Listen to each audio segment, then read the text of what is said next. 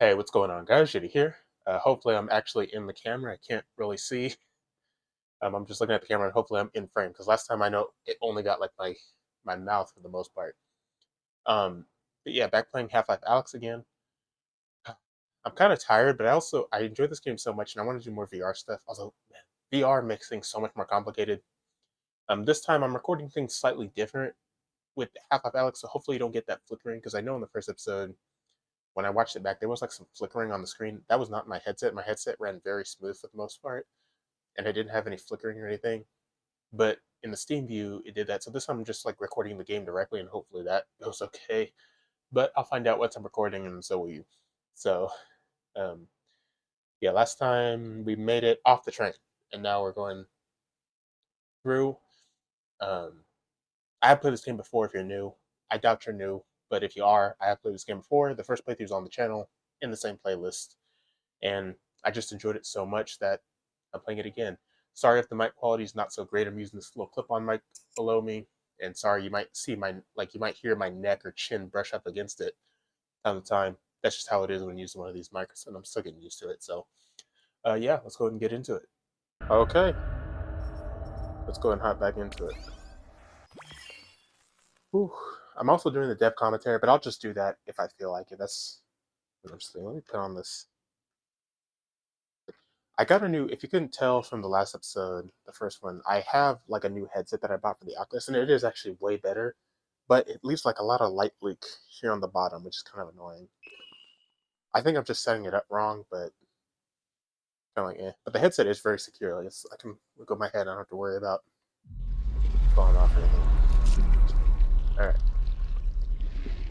These fucking things.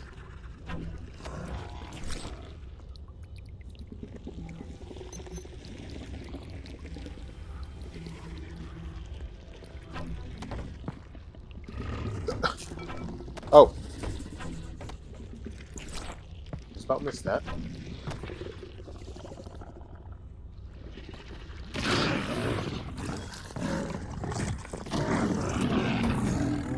How'd you meet my dad, anyway?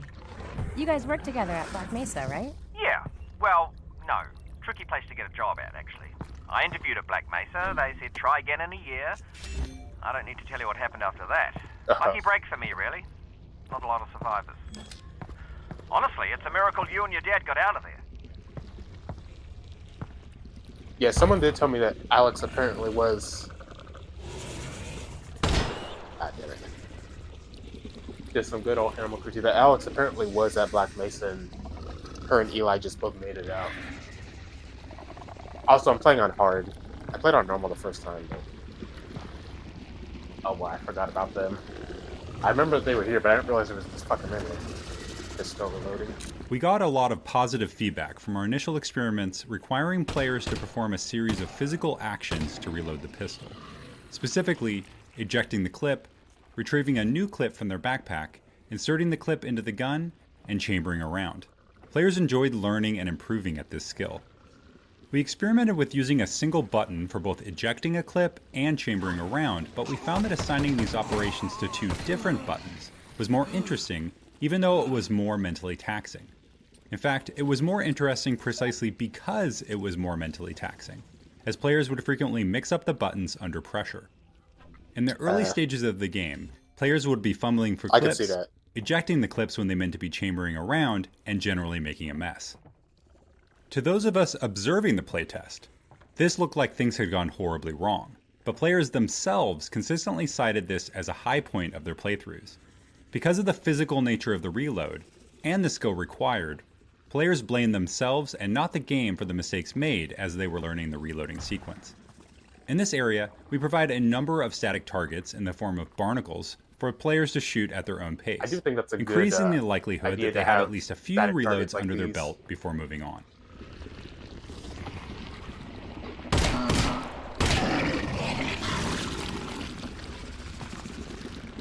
Whole lot of nothing. I have dirty bullets, or is that resin? That might be resin. I'm not sure.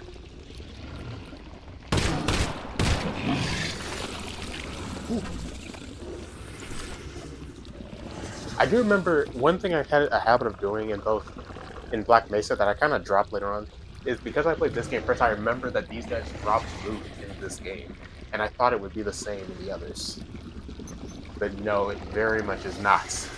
They do not always drop loot in Black Mesa. Actually, I don't remember if they ever did drop loot or anything in Black Mesa or Half-Life 2. Are you fucking...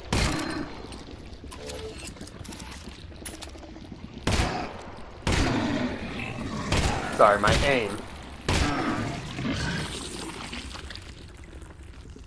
Whole lot of nothing, but that's okay. The clip I wasted on that is one I got from them anyways. Yes. Ooh, there's another one right here. God. Jesus Christ. It looks so much better now that I'm using the 2 PC setup and it's a bitch to set up. And sometimes my Elgato freezes and I might have to check on it from time to time. Actually, give me a sec. I'm gonna check on it right now. Okay. Yeah, sorry. Like I said, sometimes my Elgato, like I use a capture card, send it to another PC, and that makes my performance on this PC, my gaming one, much better. But it also is just annoying because sometimes my capture card will freeze and the footage isn't the best sometimes. But most of the time, it's pretty damn good.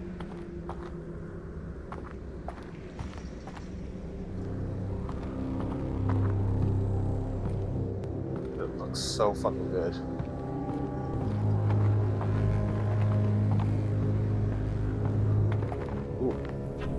Trying to hide from me. And it's so much better now that I have a little bit more experience recording. Oh, do you need a minute? Because, I mean, I could pause the feed. Just looking, Russ. Don't say, Alyx. That was very nice of him to actually ask that. And that means he's watching you, but he's not being creepy or nothing. I think that's a very valid question to ask.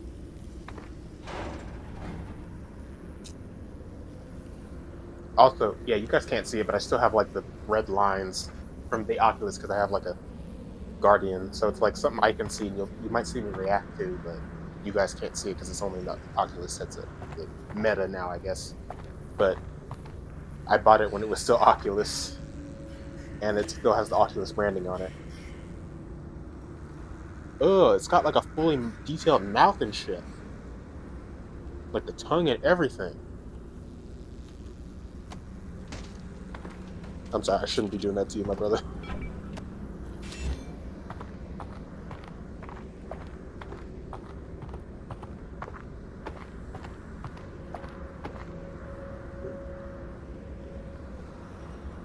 Nothing in there.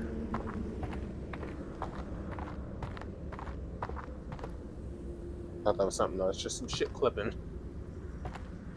Anything behind here? I think I originally played it on normal. I think. I don't fully remember though.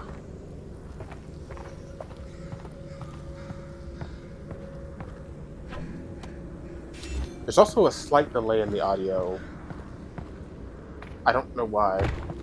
It's kind of annoying, but whatever. It's not a big deal.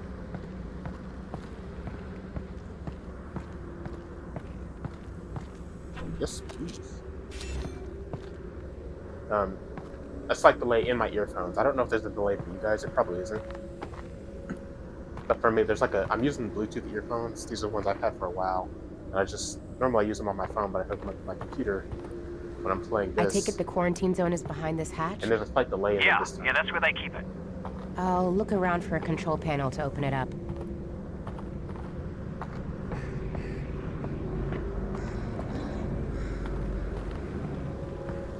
A big ass door.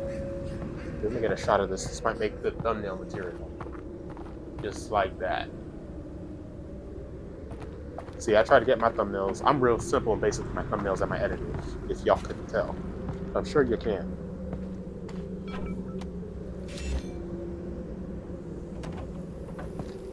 Yeah, like I said, there's a slight audio delay and it's annoying, but it's not a big deal, so I'm just going with it. Oh my god. Oh. Ugh.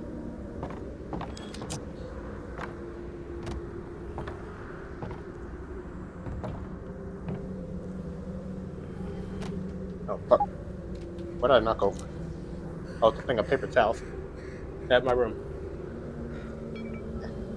The good thing about the under side that I have is I actually can see what I'm doing a bit underneath, which is kind of nice for stuff like this. If something falls, I can see it. Like that. Yeah. Okay.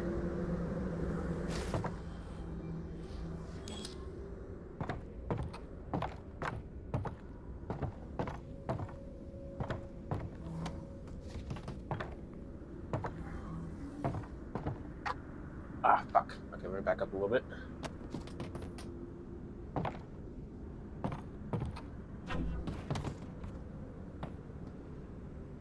Also, anyone who's watching this, please let me know if you have a 4090. I doubt anyone who's watching this has a 4090, but I'm thinking I want to build a new PC, and I'm deciding between the 7900 XTX and a 4090, but I'm not sure which. I want a 4090, but I hate that stupid ass adapter they use now, and I'm worried it's gonna burn up like it has for some people. Then I'm out of a capture card, a graphics card. If I was out of a capture card, that's not nearly as big a deal. But a fucking graphics card, man, that's especially one like the 4090.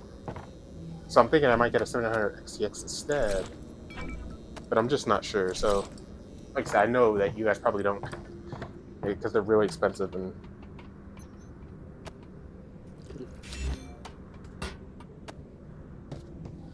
So if you do have experience and you wouldn't mind letting me know, I'd appreciate it in the comments. A whole lot of nothing. Oh, oops.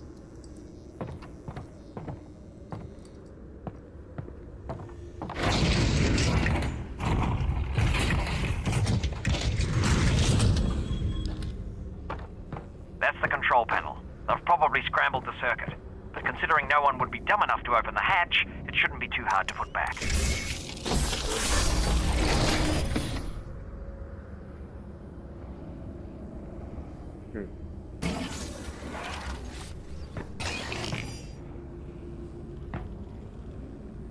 Okay, I need... Ooh. Hacking. In prior Half-Life games, while playing as Gordon, the player saw Alyx use her multi-tool to hack into Combine security Oh, I systems remember these. in order to unlock doors or perform other acts of sabotage. This presented an opportunity for us to represent Alyx's hacking skills through VR-centric minigames. All of our hacking minigame designs were built to leverage the independently tracked head and hands common to today's VR systems. We wanted to encourage players to use both hands simultaneously and move their head to create... From the Italian 40 giorni, which means 40 days, the period that all ships were required to be isolated before crew could go ashore during the Black Death. All right. Cool. Sorry, I didn't hear a lot of what they were saying because of this. I try to play these when there's no dialogue.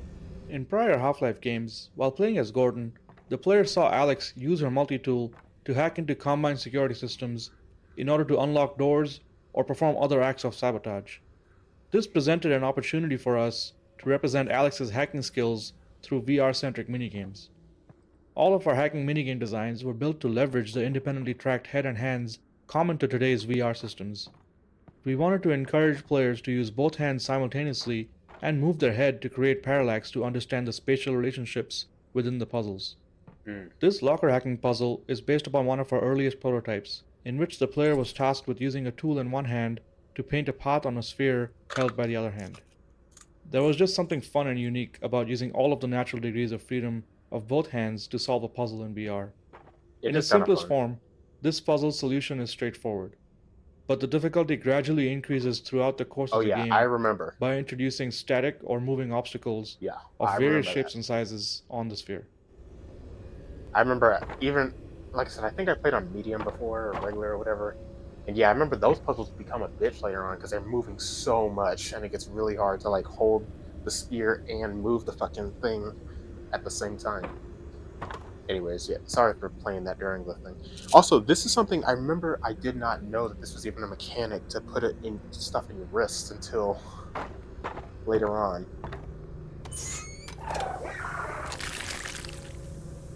and I was disappointed in myself that I didn't know that until like I was watching other people play at the same time.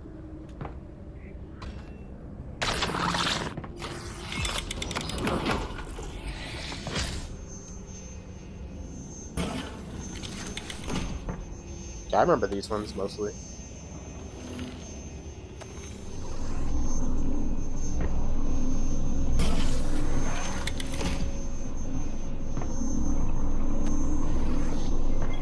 There we go.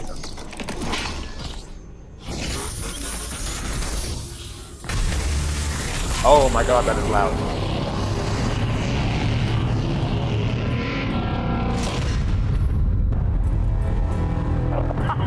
There we go, finally. I'm gonna head in. How far is Fairview Junction? You'll go through the old subway tunnels on your way to the train yard. Have they started moving Dad yet? I don't think so, which is good news because we've still got time. Oh, that's great. Or bad news because they've already killed him. And you don't need to move a corpse, you just bury it. Thank you. Or burn it. Still there, Alyx? Also, I was told, I asked in the first episode, was Russell in Half-Life 2 or Black Mesa or anything? And I think it was who told me no, he was not. And they didn't use the other guy, I guess, just to make a new character or something. Which, you know, why not? But it is something I found interesting. Because I was like, yeah, I don't remember him. I played all through Half-Life 2 and Black Mesa. I don't remember him showing once. And he did say he didn't even work on Black Mesa. Russell, are you seeing this? Whoa. It's gnarly. All right. Here we go.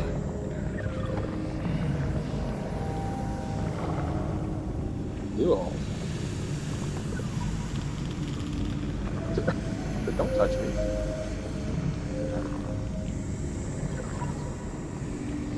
Oh damn, sorry.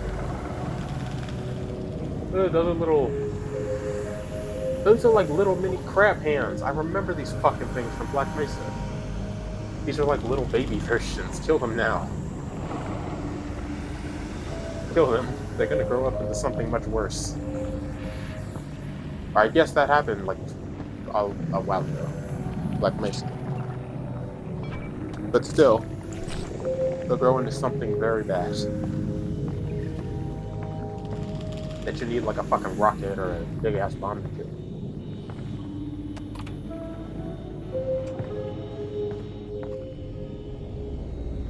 Loading screen.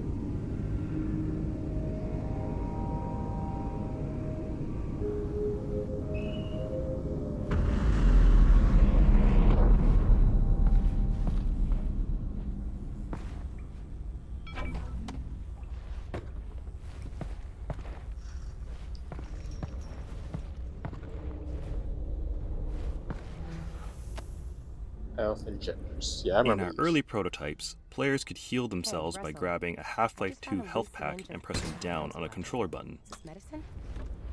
Does it have a skull and crossbones on it? I don't see one. Probably medicine then. Sorry, it's just, man. I wish that this would pause when dialogue, or that there was like a pause button. So I don't have to just like take it off and then I have to In our restart it. early I prototypes, just started, so players it's not a could big heal deal, it's just themselves something. by grabbing a Half-Life 2 health pack and pressing down on a controller button, which obviously wasn't a Ah. very interesting VR interaction. During the development of Half-Life Alyx, the Counter-Strike team added health injectors into CSGO as part of the new Danger Zone game mode they were developing. When we saw this, we felt that an injector would work well as an intuitive healing item in VR as well. Players would press a button to arm the injector as a way of indicating their intent to use it. This prevented unintentional use of the injector and gave us an opportunity to showcase how physical the interaction was going to be via haptics, animation, and sound. Some testers even initially responded with dread over the fact they were going to have to use a needle on themselves and looked away when performing the injection action. We also had to create approximations of the player's arms and body, as playtesters all had their own preferences for where they wanted to apply the injection. We even added the ability to inject into the head, since so many players tried to do it just to see if it would work. Oh, so you could do that. Interesting. The breakable glass panels in Half-Life Alyx are yet one more system designed to convince players that they are present in a living, breathing world. Yeah. The panels detect the position of an incoming impact and procedurally generate new, smaller glass panels in a radial pattern around the impact position. These new panels can then break into smaller panels themselves, and so on. We found that players would often break glass panels accidentally, then spend time testing just how interactive they really were by trying to break them more, eventually realizing that yes, the glass really did shatter at the appropriate location. At one point, we experimented with building special puzzles out of breakable glass, but in the end we found the glass to be more appropriate as a passive interactive element in the world, one that reacts in a satisfying way to a variety of impacts, from zombie melee attacks to incoming gunfire or any other physical interaction in the game. I'm sure that there's cool things you can do with it, but like it's breaking glass. There's only so much you can do. Also, I probably shouldn't be doing that with my hands. But you know what? She's an Iron Soldier. I'm sure she'll be fine. Okay, guys, I just realized I made a major fuck up. You might not see that footage. You might. If you do, I'm sorry. Or even if you don't, I'm sorry. Basically, I left my notepad up on my gaming PC, so that was covering the whole fucking screen. So I might leave that in. I might just cut that all out. I don't know. But I keep a notepad with timestamps in it. Of like when I'm recording, I take the timestamps in OBS so that way it makes it easier to record, so I just go to those spots, but I left it up. I might just cut to where I'm here, but not much happened. I just killed some zombies on the train, and I listened to some developer commentary about how they wanted to, they were going to use like the breakable glass as possibly in puzzles, but then decided not to, and it doesn't surprise me because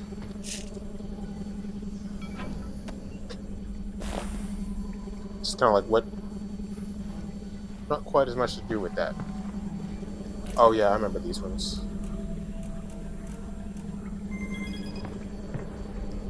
So yeah, sorry, you might just see me cut to here because my dumbass left it up the whole time and it's just covering the screen. So, like I said, if I leave it in, you'll just see a big ass notepad covering up the screen.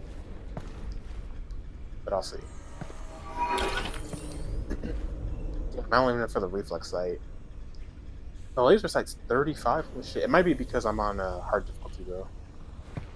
So it might just be a bit more harsh stuff. Yes, please.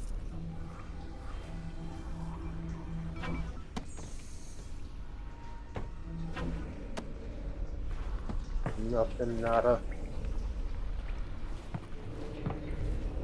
I think I'll cut it out, but like I said, I'm not sure. Because you're not going to miss much, just me killing some zombies on the train and listen to that commentary.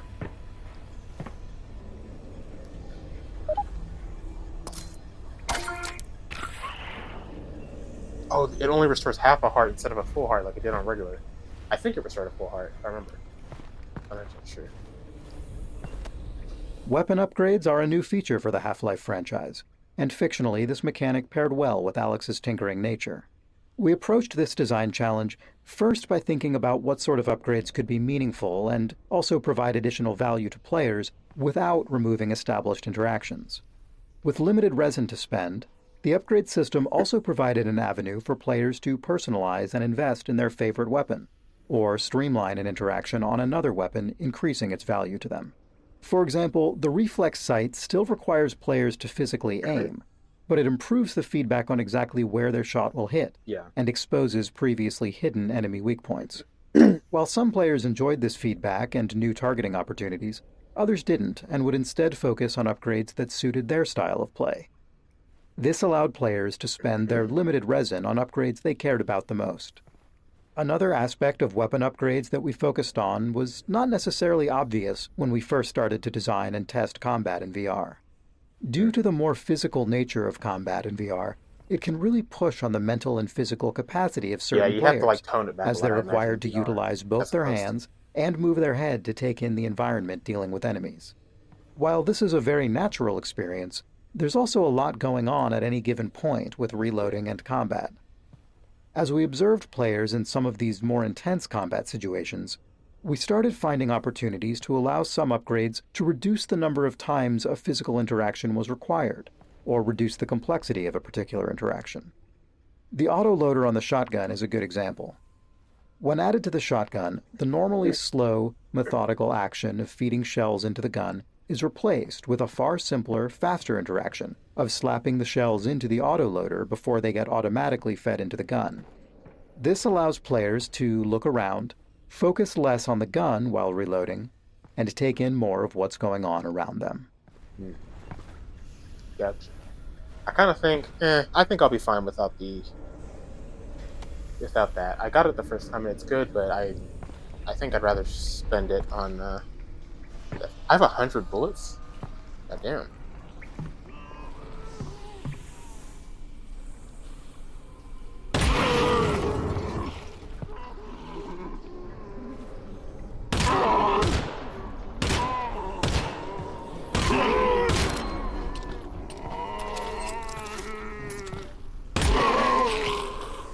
There we go. At the beginning of the Half-Life Alyx project, we had the expectation that players would want to take a break after 30 to 45 minutes, since that's what we were seeing with the lab and other small-scale VR experiences available at the time. Because of this, we designed the pacing of the game's levels around play sessions of that duration. Over the course of development, however, the game itself included more downtime between intense combat encounters, and the comfort of the new crop of HMDs improved significantly. In fact, as the game progressed, we found that players were happy to play for hours on end. At the end of a playtest, players would often remark that this was the longest they had ever played VR in a single session. Yeah, I mean, that happened for me with this game because it is something that I think it's a lot of fun and it's very easy to get addicted to. It is something, though, like if I'm tired, yeah, I just don't want to play VR probably right at that moment.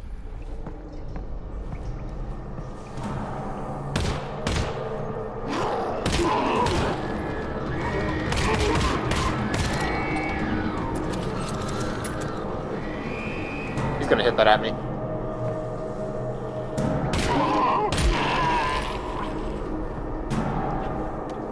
Oh, that's the empty one. Got any ammo? No. I have quite a bit of ammo, but I can burn through it really fast. I do remember that happening in my first playthrough, where it's like, yeah, I got a lot of ammo, but it's really easy to burn through.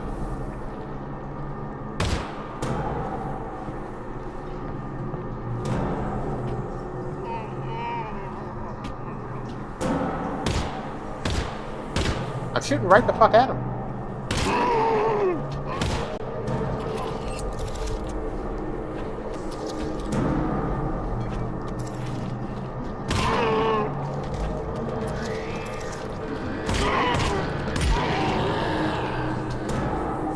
Fast little fucker, ain't you?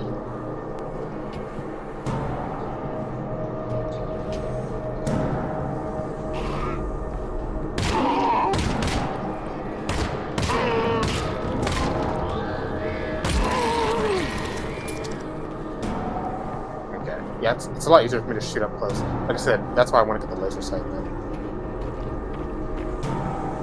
Yes, please. Any resin or anything I can grab, I greatly appreciate it. But I don't think there is.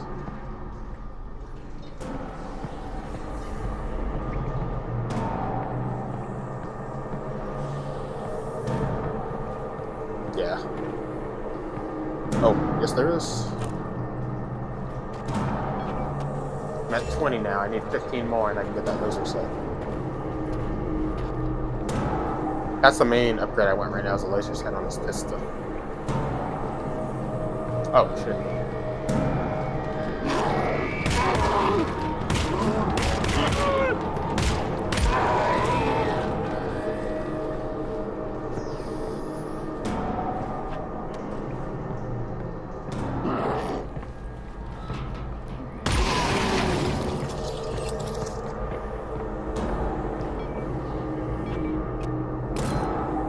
Go and heal up. Oh, empty one. Might as well save. Just because I can. Fuck my wall.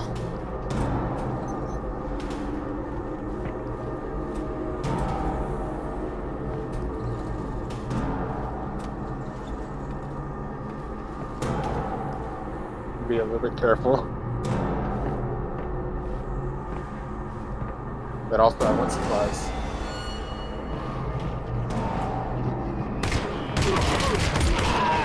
Nice shooting, Alyx. Thanks. You know, for all your talk about what a lesser gun this thing isn't that bad. Yeah, it's actually pretty reliable. I'm just doing this to see if I can, like, if it... No, okay. Just seeing if the Alyx, the bristles activate so I can pull anything in, but no.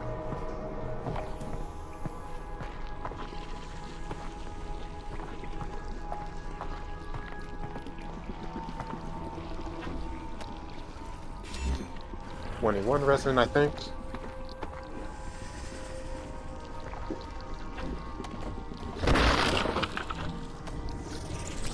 I will kill these just to see.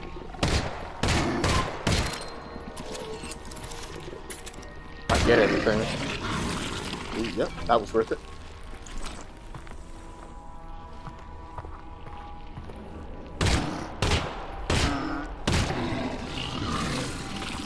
And nothing. It's especially worth it if I can get some resin out of it.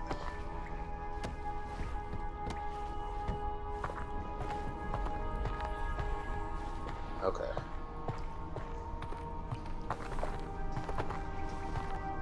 Nothing up there, nothing behind there.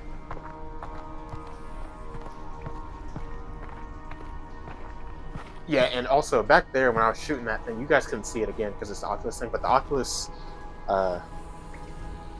what's it called? Okay, sorry, I was just checking the Elgato real quick. But the Oculus boundary thing, it is good to help me stop that, but it's like so big it like gets in my way, so when I was aiming I kinda had to like readjust this. If you have a Quest 2, you know what I'm talking about with the boundary thing. And because I'm in such a small space, it really gets in the way.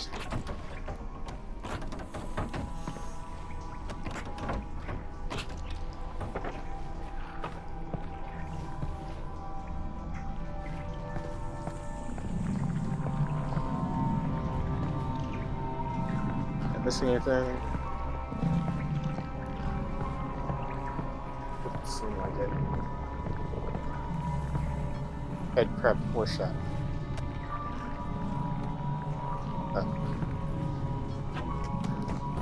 Until this point in the game, players have only seen headcrabs attached to the heads of zombies.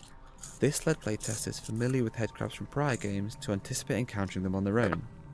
We decided to play up this anticipation by foreshadowing the first headcrab encounter with a headcrab that drops out of a vent before disappearing, as well as headcrab sounds in the environment, including a threatening headcrab sound coming from the partially boarded up doorway ahead. This shit is disgusting. I remember having a platform off of these. Wait, was that? No, maybe that wasn't this game. I don't remember. Maybe that wasn't Half-Life. Headcrab! I saw that. It was a dead one and then it turned alive. I caught that one. Red fucking handed, ain't I?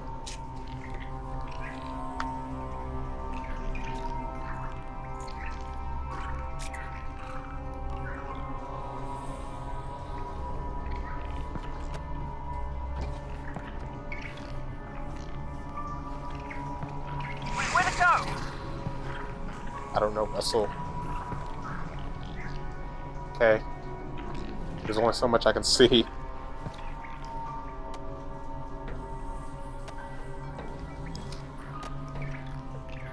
Nothing in there.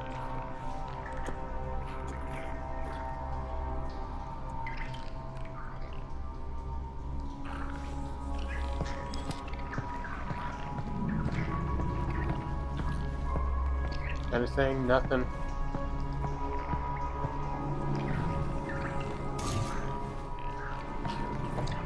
Ah! Yep, there it is. Found it. Probably only one of those. Yeah, probably. Just the one.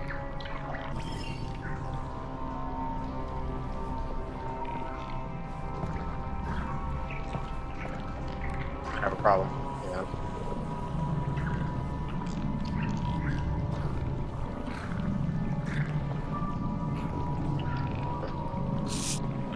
The Oculus Quest lines aren't going away.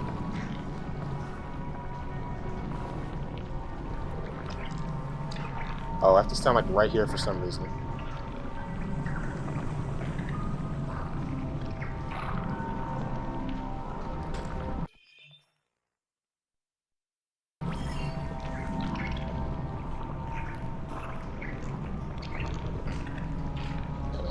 Alright. Gotta reset my view.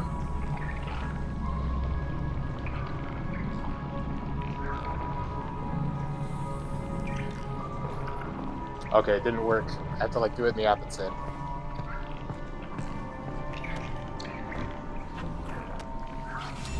I can see that little fucker. Okay, two.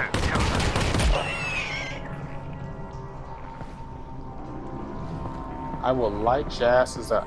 Alright, do not test me.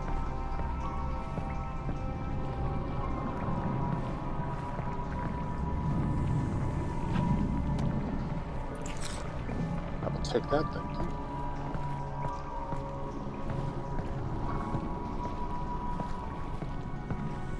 Yeah, my Oculus lines aren't going away for some reason, so I just have those there. So y'all can't see them, but it's really distracting. But it's whatever.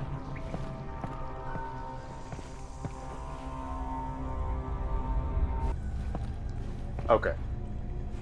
Sorry, the fucking...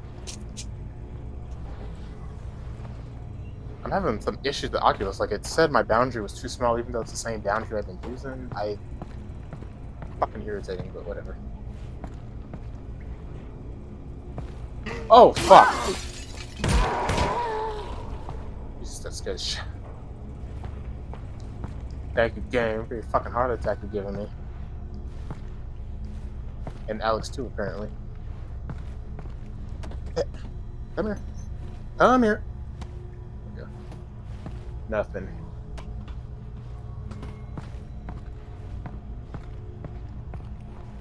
Now, let's go in there and see what's up. Actually.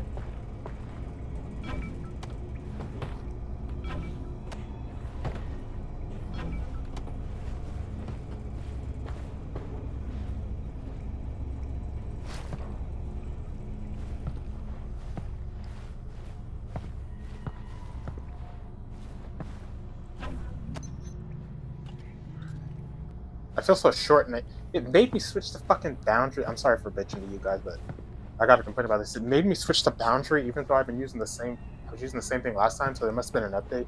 So I feel shorter now because it thinks I'm sitting because I had to switch to stationary, and it's like I shouldn't have to fucking do that. Like, if I want to have a small ass play area, let me have a small ass play area. It said, "Oh, you need 3 feet by 3 feet." I've been using the same fucking play area this whole time. And now all of a sudden you're saying I need a bigger space? Like, I've been fine with that, and I'm still in. It's just... sorry to bitch to you guys, but... just wanted to... like, I gotta complain sometimes. Or a lot, actually. And you guys are the ones who are gonna listen to it a lot of the time. Unless you skip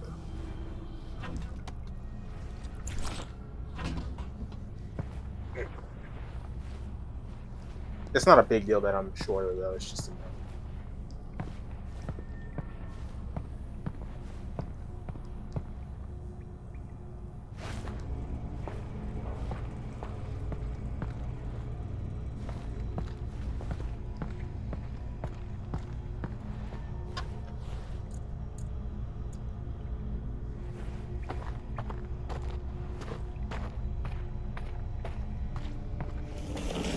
What the...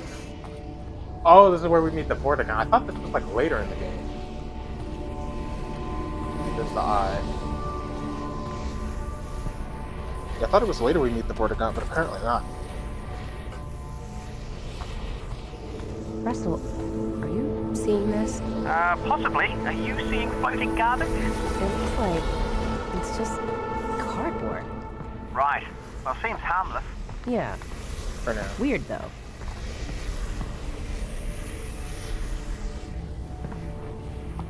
It is weird.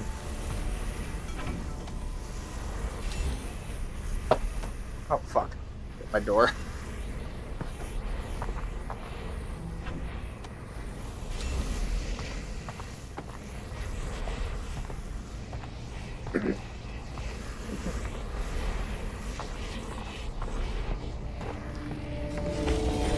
Yeah, like I said, I thought we met the Vortigaunt later on in the game, but I guess we meet him now. It's been a while since I played it, so... What is that? God, I do remember this area. This area I got stuck on for a bit, so let's see if I've evolved in my puzzle-solving skills. Or if I'm still going to be stuck on it for a while.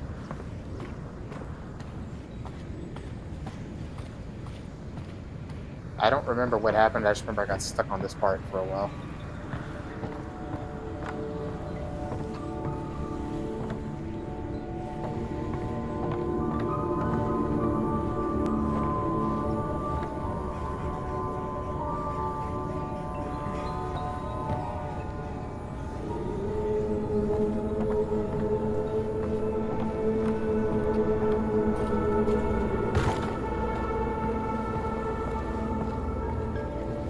Musical motifs. There are many musical themes and motifs used throughout the game to represent unspoken aspects of the story and lore. For example, the Vortigaunts play an integral role in the subplot of the game, Let me put that and away. we chose to use music to subconsciously communicate the repeating nature of their role both in the timeline of Half-Life Alyx and in the larger timeline of the Half-Life saga.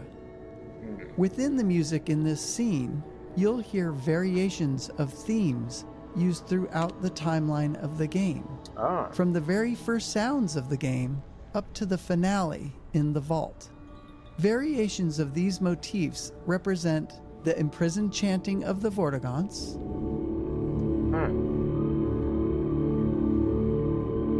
Black Miracle. There are two layers to the markings on the walls in this area.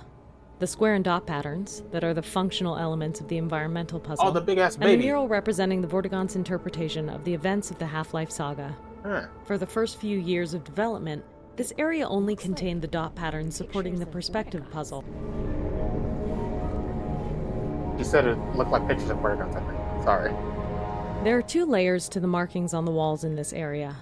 The square and dot patterns, that are the functional elements of the environmental puzzle, and the mural representing the Vortigaunt's interpretation of the events of the Half-Life saga. For the first few years of development, this area only contained the dot patterns supporting the perspective puzzle. But as we fleshed out the rest of the level, we found that playtesters responded especially positively to the Vortigaunt's wall markings leading up to the hideout. It was at this point that we realized that this area could serve as a canvas for our Vortigaunt's artistic magnum opus. To do this, we organized the dot patterns into a sort of swirling star field behind the Vortigaunt's art.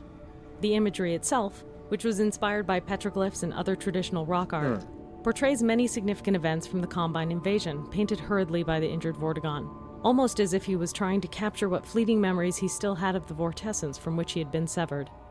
The fact that Vortigaunts have a complicated relationship with time gave us a lot of leeway in terms of drawing this as a strict, linear timeline. For example, you may notice that the Vortigaunt uses contemporary Combine troops as shorthand for Combine invasions from the past, or that the timeline is just generally hazy. A little from the past, little from the present, and a little looking forward to the future events of Half-Life 2. I didn't think about that, but that's one thing that never even occurred to me. Or it did, I think, but I forgot about it, which is that they can kind of fuck with time too, like G-Man. Because they did hold G-Man back a little bit. He just found us again in Half-Life 2. Okay, let's see that.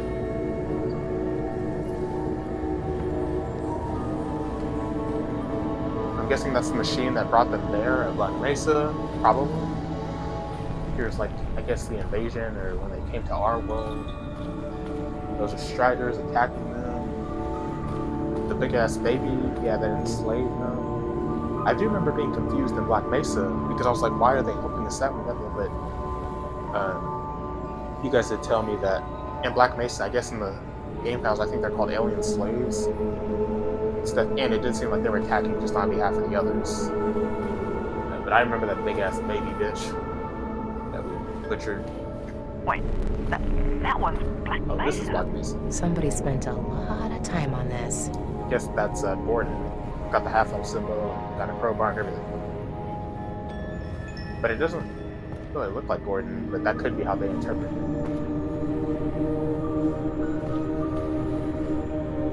Oh, the big ass fucking crab arms. The sound things, I hated those things. The baby dude again, and what I assume are like different forms of that baby that are crossed out. Maybe that's accurate. And then the Vortigons communicating with each other. I was like,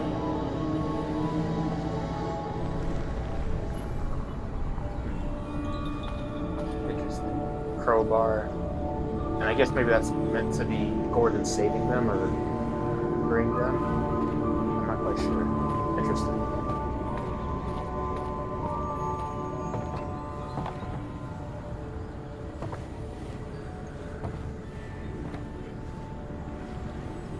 Huh. Let's try and figure this shit out. So top.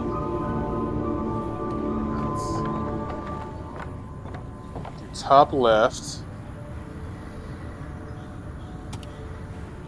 Top left.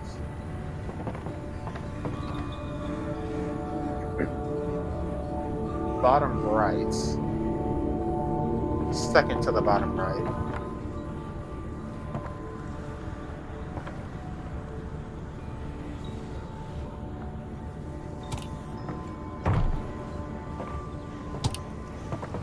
Wait, what?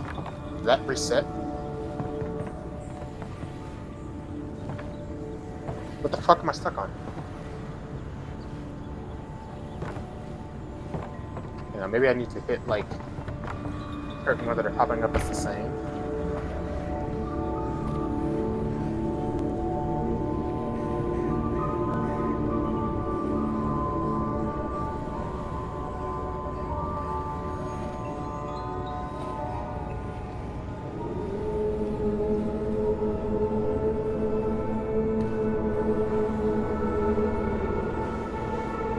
Okay, let's try middle second to the left, and bottom right second to the left. God damn it.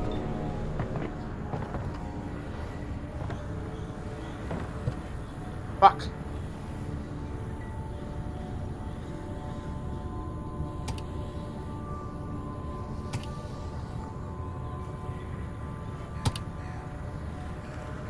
No. God, this is the air. Oh. There's just so much shit. Yeah, let's try top right and middle, second middle left.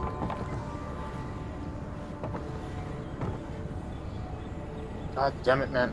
Facing my door is why. Alyx, press the fucking button.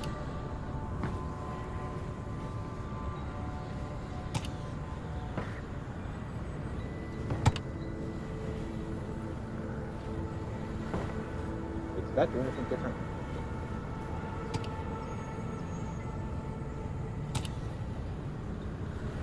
No, I had the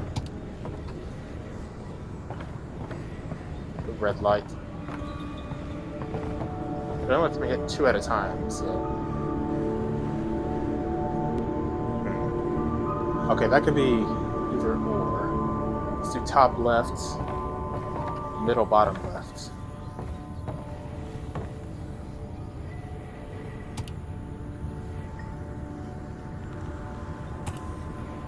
Nope. But hang on. There's certain ones that are like orange. Oh, they're all orange. This one, I think I legit just like guessed my way through it in my first place. I don't even remember what the fuck I did.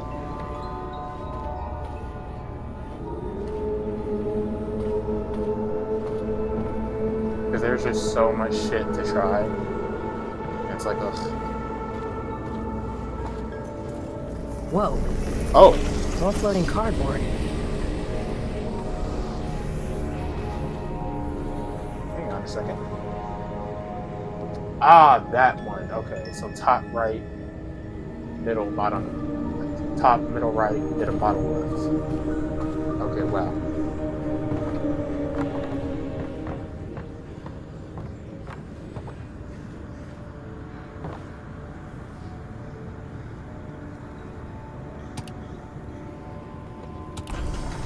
There we go. Okay.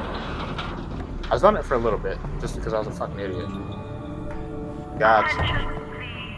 Access is not permitted. Any citizen scavenging will result in immediate capital prosecution. Overwatch. Fuck you too.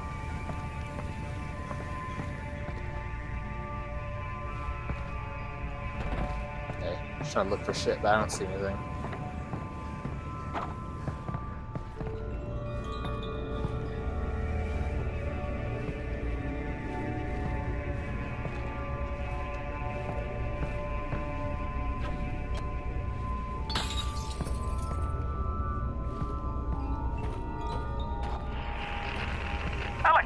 You alright? What's Great. wrong? Losing signal. I'm fine, Russell.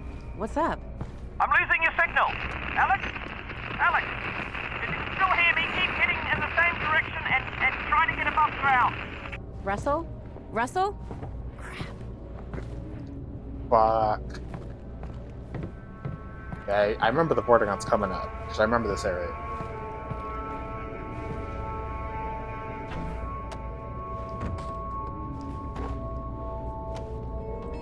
Nothing. Might as well check this. Yeah. Figure there might be something under it, but no.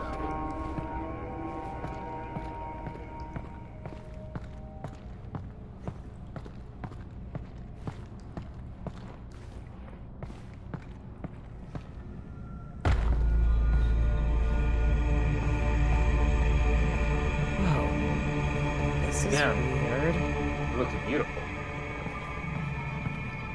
Alyx's reactions.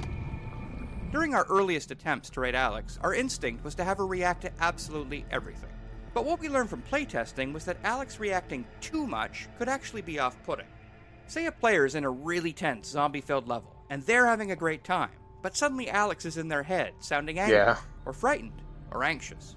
These Alyx reactions were creating a disconnect between how the player was feeling and how the character they were role-playing as was feeling. So we took a lot of those out. The Alyx reactions we left in tended to be the ones that were practically universal. Alyx's reaction here to the surreal entrance to the Vort hideout is a good example, where it was just so different from everything the player had seen up until then, and kind of takes you by surprise. We watched so many playtests where the player would see it and say, "Whoa, that's weird." So we had Alyx say the same thing a second later, almost like an echo. Well, yeah, to me, if you've seen me, you know, I don't like silent protagonists generally. There's certain games I like I think in the South Park games it works. I think in a lot of platforming games it can work. But in general, I don't like it. But also, if you have them talk too much, it can be like very like, ugh, will you shut the fuck up?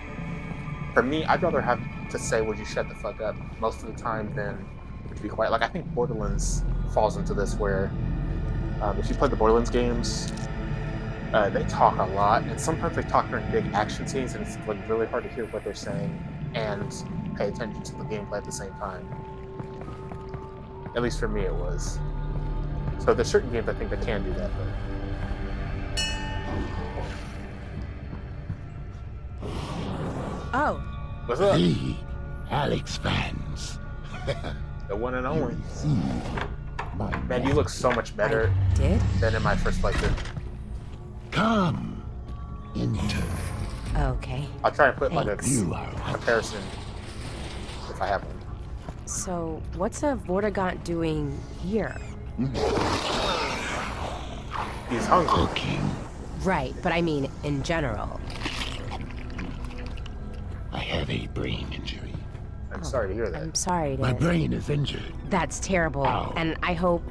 Look, I'm actually pretty busy looking for my Getting father. to see them in this close to detail is crazy. Eli Vance.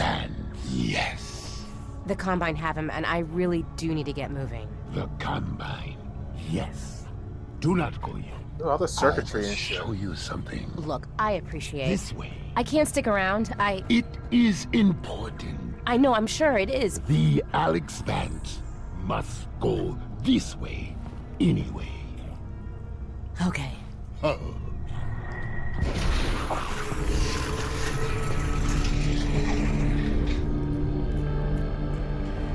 Little fuckers.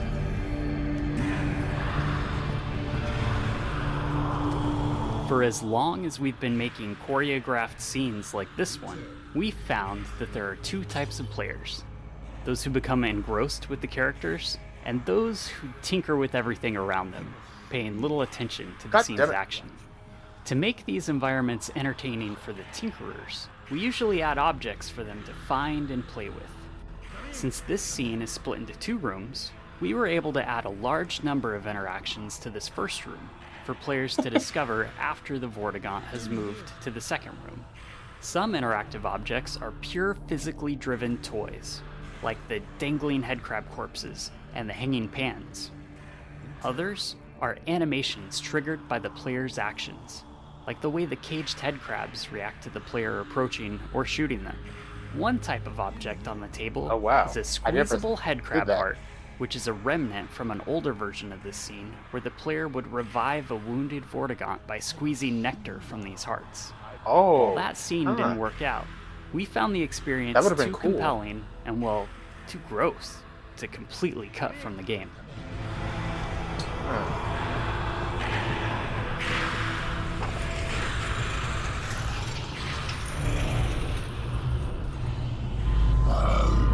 Okay, I don't want to pick that up as valid right now. The Combine and other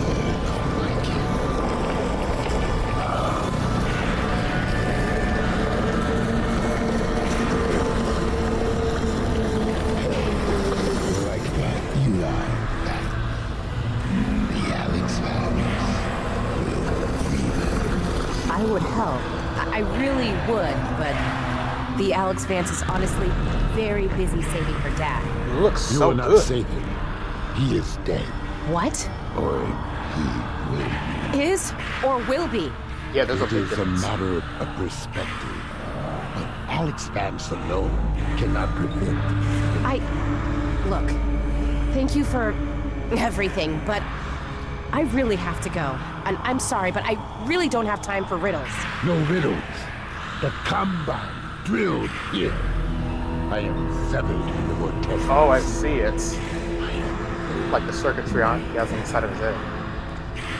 I'm sorry. Yeah, I'm sorry, man. Look, if I can, if I run across your friends, I will see what I can do. You have saved my king. I haven't. And you will. Courage, Alyx Vance.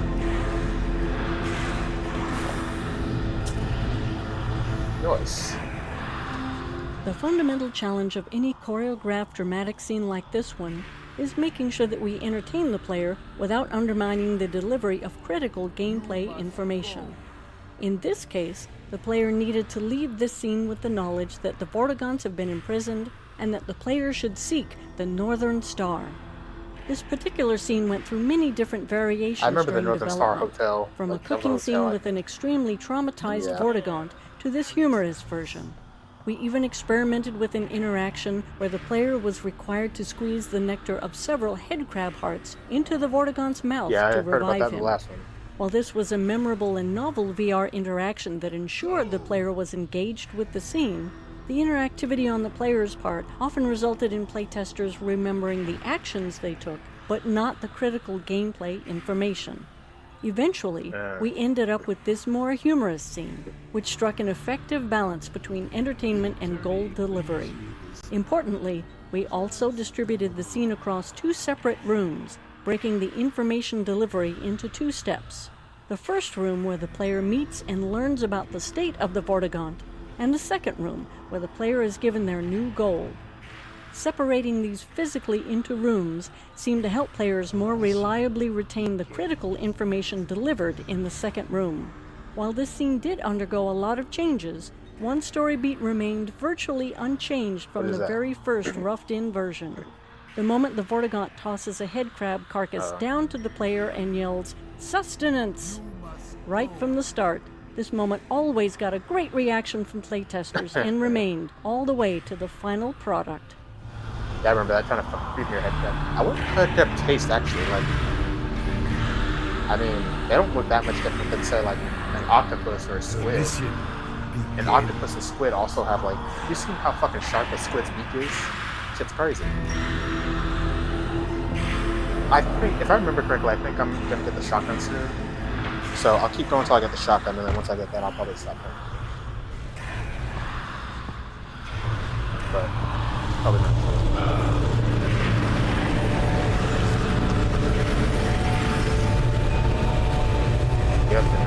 Yeah, like I said, I remember it was I will on help the Alyx Vans. Look to the northern star Why? for guidance. Okay, thanks. Are you done helping? I am not. Here. Sustenance. I'll eat it later. Thanks for the help. You will be welcome. I could have swore you could wear those, but maybe I'm wrong. I thought I saw other people do it when they played the game.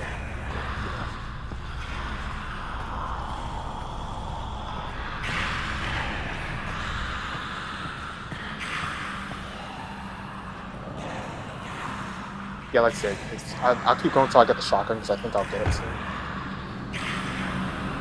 And then after that, I'll go ahead and stop playing. If I don't get it soon, though, then I'll just stop playing within like the next 10 or so minutes, probably. Is or will be. Yeah. So yeah, the Vortigons, they kind of fucked with time because yeah, he knew that Alyx or that Eli was gonna die.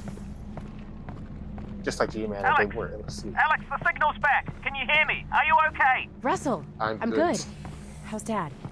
They've got him on the train. He's on the move. You've got to find Fairview Junction before they get there. I'm working on it. And they didn't say anything in the commentary, but I'm guessing the reason they cut Russell off is so that way she's not like in our ear the whole time while we're trying to pay attention to the Vortigon. Probably.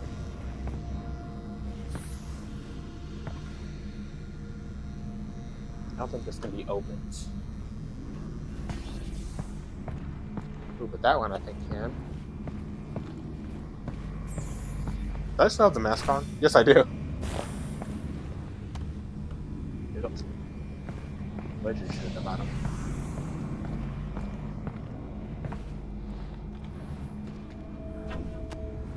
Thank you.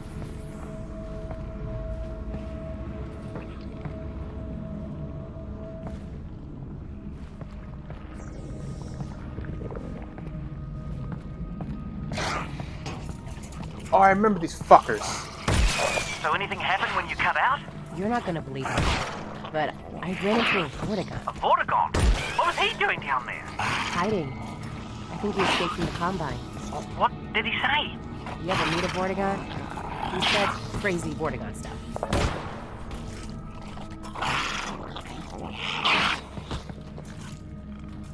Come on.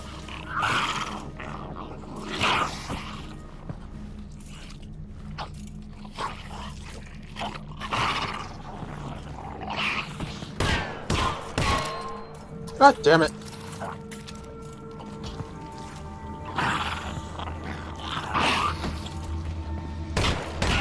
Are you fucking kidding me? Oh my god, dude.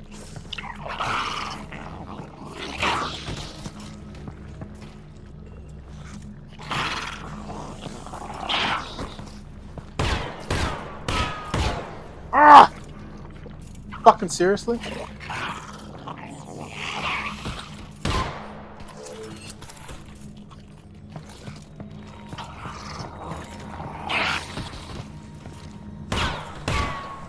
Ah! Will you slow it down? Oh my god, I wasted more ammo on that than any other enemy in the fucking game so far.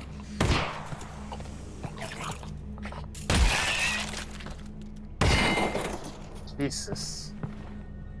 Like, yeah, I wasted like 20 fucking bullets on those things. Teaching design elements of enemies is always tricky. Players have shown us for years that it's really hard to learn something new while under attack. We've also seen that invulnerability, in particular, is a difficult enemy feature to teach. If players are blasting away at an enemy, they are often not paying close attention to the impact feedback. If the enemy is vulnerable in some areas and not others, players may kill the enemy with a spray of gunfire, not realizing that some of their shots did nothing, while others hit critical weak spots. So when we approached the armored headcrab training, we knew we'd need to do significant work. The first step was to avoid placing the player under duress by containing the enemies inside this wire fence. Next, we placed headcrabs at eye level facing the player, exposing their bright, pulsing weak spot. If the player shoots one immediately, they are rewarded with a unique death effect where the headcrab explodes into chunks. This effect is designed to show the player that they did something special to kill this headcrab, as opposed to how they've been killing headcrabs up until now. There are a couple of other pieces in the setup here that are important. A second headcrab is placed right behind the lock the player must shoot to enter the cage, encouraging the player to notice the weak spot and try shooting it.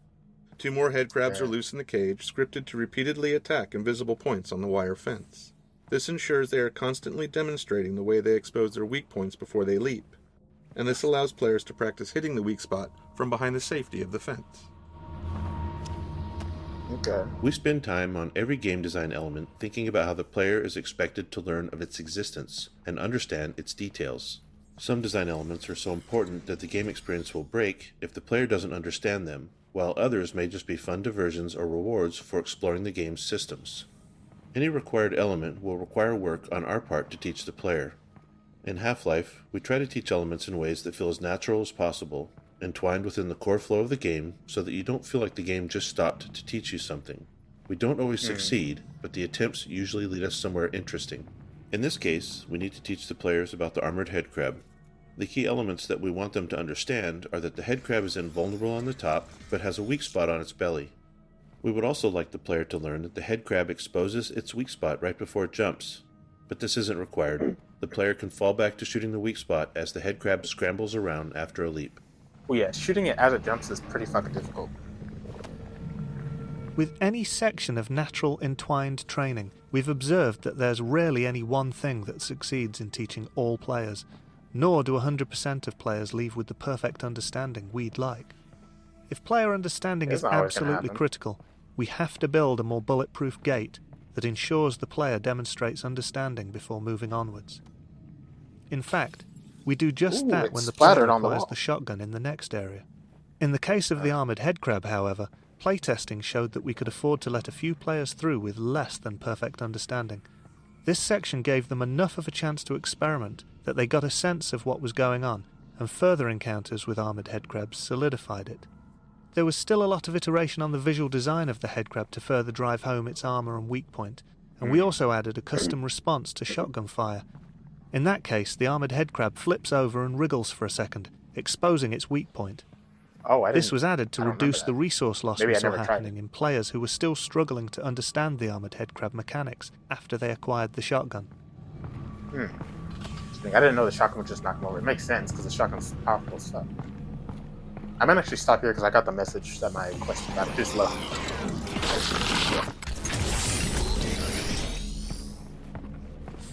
Oh, that Vortigaunt I met? He did give me a headcrab to eat. Oh, great! What did it taste like? Tell me how you... Russell. I didn't eat it. Right. Of course you didn't. No, that's the right decision. Okay, actually, yeah, the shotgun's right here, so... Oh, that zombie has a shotgun. Where's it at? I know he has it, because I remember that, but I don't see where it's at.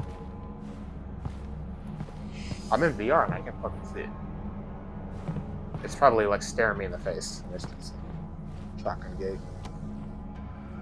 One challenge we always face when giving a new weapon or tool to the player is ensuring that they collect it before moving on. In these cases, we try to establish some kind of gate that the player can only get past using the new item. This can be especially tricky in cases where we are giving the player a new tool that doesn't fundamentally change their capabilities, as in the case of the shotgun, where almost everything that can be done with the shotgun can also be done with the pistol.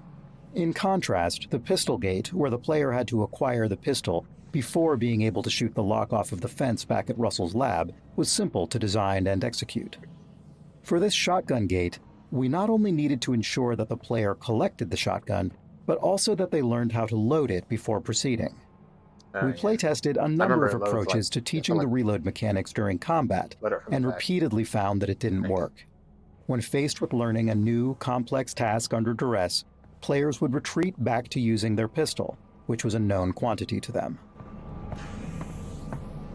I mean, I really like the shotgun, but there just wasn't a whole lot of ammo for it, which makes sense. You know, the shotgun, like in any game, it's really strong, but if you can't have the player rely on that too much, I think this is probably why they didn't do that. Ah, I'm stuck. God damn it. Resin, I have 27 resins. So close to being able to get the laser sight. Just need a few more. How much? 8 more. Then I'm good to go.